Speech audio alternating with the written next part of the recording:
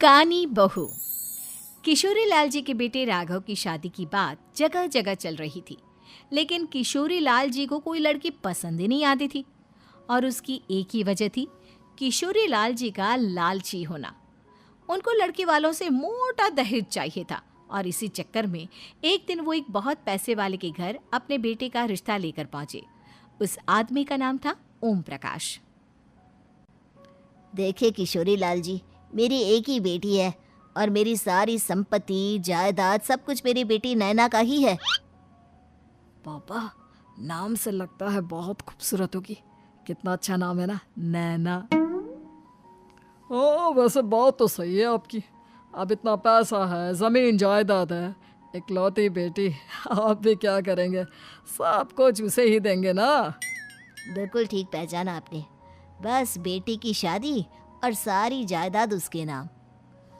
पापा, बिना देखे हाँ कर दीजिए ना। इतना अच्छा रिश्ता फिर कहाँ मिलेगा? माला माल हो जाएंगे हम। मैं अपनी बेटी को बुलाता हूँ। अरे नहीं नहीं नहीं नहीं, आपकी बेटी का नाम नैना है, सुनकर ही लगता है बहुत सुंदर होगी। रहने दीजिए अंकल, मैं तो आपकी बेटी के नाम से ही इतना खुश हो गया हूँ कि उसे बिना देखे शादी करने को तैयार हूँ।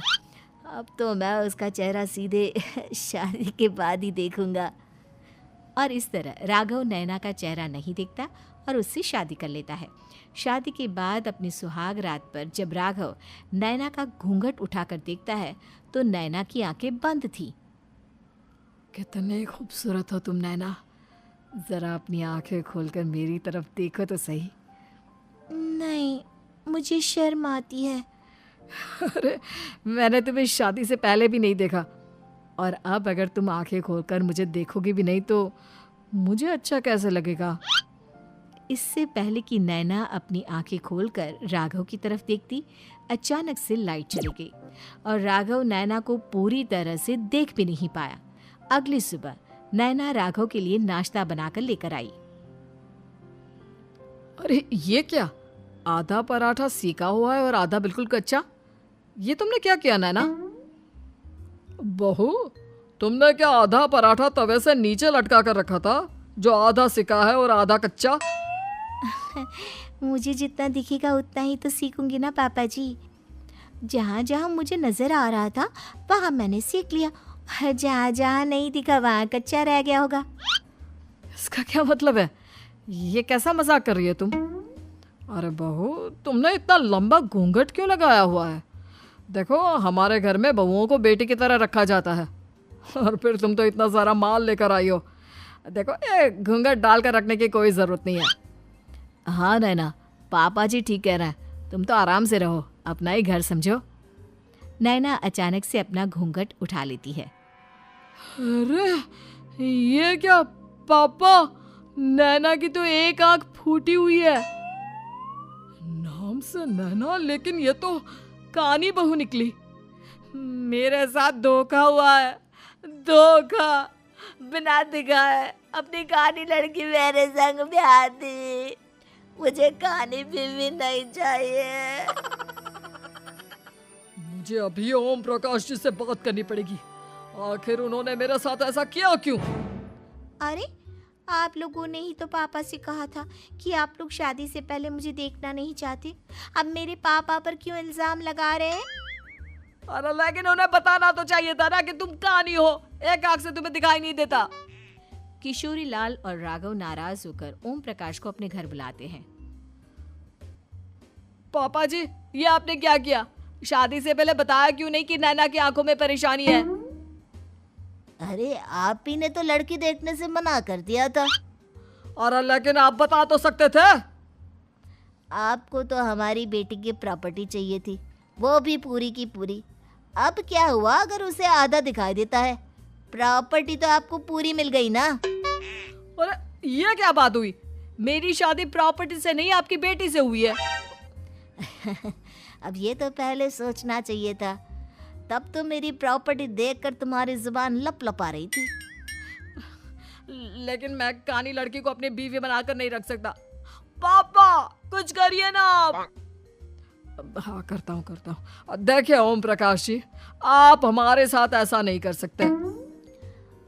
और तुम देखो, अगर तुमने मेरी बेटी से शादी तोड़ी ना, तो जो भी प्रॉपर्टी मैंने तुम्हें दी है वो तो पूरी की पूरी वापस ले ही लूँगा, और आधी प्रॉपर्टी तुम्हारी भी लूँगा।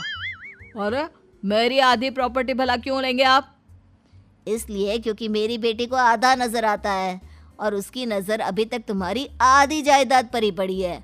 अब तुम उसे घर से निकालोगे तो कुछ तो लेकर जाएगी ना। और अगर हम आपकी बेटी को अपने घर की बहू बना कर रखे तो? तो तुम्हारी पूरी प्रॉपर्टी तुम्हारी ही रहेगी, और जो मैंने तुम्हें दिया है ना, उसमें से बस मैं आधा लेकर जाऊंगा। अरे लेकिन अब आप अपनी दी हुई प्रॉपर्टी में से आधी वापस क्यों लेकर जाएंगे? अगर मैं आपकी बेटी को अपनी पत्नी बनाकर रखने को तैयार हूं तो? इसलिए ताकि भविष्य में अगर तुम मेरी बेटी को धोखा दो तो उसके पास कुछ तो रहे जो पति का हो। वैसे मेरे पास तो बहुत कुछ है, लेकिन अपने पति की कोई निशानी तो उसके पास होनी चाहिए ना। अब अगर तुमने मेरी बेटी को कानी कहा तो तुम्हें प्रॉपर्टी भी कानी ही मिलेगी, पूरी नहीं। जमाए राजा। किशोरी लाल और राघव समझ चुके थे कि वो बुरी तरह फंस चुके हैं और अब उनके पास वहां से निकलने का कोई चारा नहीं है। अब समझ में आया ना, लालच बुरी बला होती है। एक तो तुम्हें प्रॉपर्टी मिली, ऊपर से बीवी मिली, उसमें तुम्हें नखरे भी दिखाने हैं। आए बड़े, चुपचाप बैठो दोनों। कुछ दिनों के बाद नैना राघव की कार लेकर बाजार घूमने निकलती है और जब कार लेकर वापस आती है, ये क्या? एक तरफ से मेरी गाड़ी पूरी खराब हो चुकी है। लगता है तुमने मेरी गाड़ी को किसी दूसरी गाड़ी के साथ एक्सीडेंट किया है। अरे अरे, कितना बड़ा नुकसान कर दिया तुमने बहू। वो क्या है ना पापा जी, मुझे एक आंख से दिखाई नहीं दे रहा था, सामने से गाड़ी आ रही थी। मुझे तो सिर्फ आधा ही दिखाई दिया और वो गाड़ी मेरी कार से रगड़ते हुए निकल गई। अब मैं क्या करूं बताओ? आप इसे ठीक कराने के पैसे कौन देगा? तुम्हारे पापा? तुमने मुझसे इस तरह से बात की? अभी रुको।